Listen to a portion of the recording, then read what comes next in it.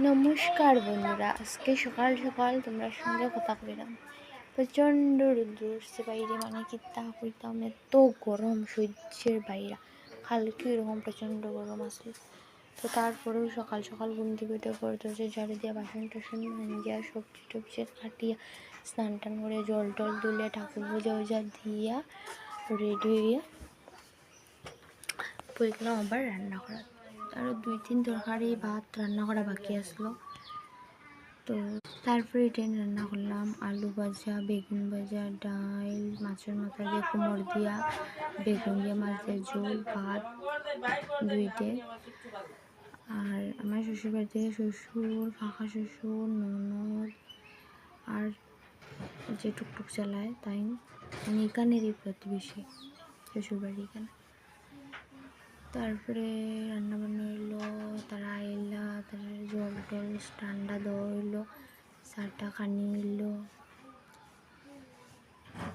তারা লইয়া আসলা লাড্ডু খাজা, তারপরে তারা লাড্ডু খাজা ঠান্ডা দিলাম, গরমে দেখো চা খাইরা না।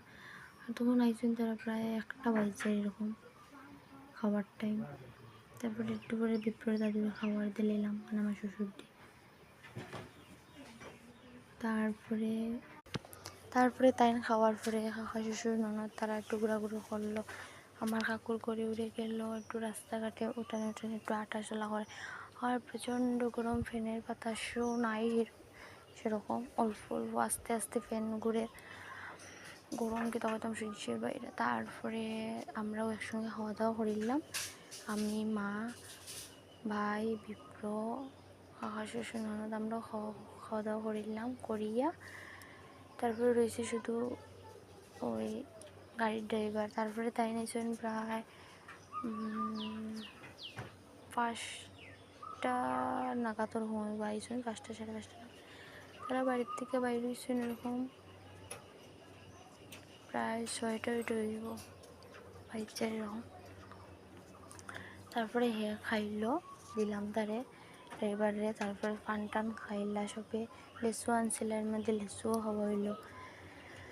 তারপরে তারা সব লইয়া খাবার পরে একটু আমরা গ্রামের দক্ষিণ দিকে একটু ঘুরতে গেলাম, রাস্তায় সেরকম বাড়িতে না, ঘুরিয়ে উড়িয়ে আটি আইলাম। শ্বশুর না, কারণ শ্বশুর একটু অসুস্থ, তাই তো বেশি হাঁটাচলা করতে পারেন না, অসুবিধা হয় শরীরের। তারপরে একটু উত্তর দিকে গেলাম, গিয়ে একজনের বাড়িতে একটু বইলাম, পান টান খাইলাম, জল খাইলাম, ঠান্ডা খাইলাম। তারপরে পান টান খাইয়ে সবাই গল্প টল্প করে একবার চা দিলাম, বিস্কুট দিলাম, খাইয়া লেসু আনছিলাম, লেসুও খাওয়া হইলো সবাই মিলে।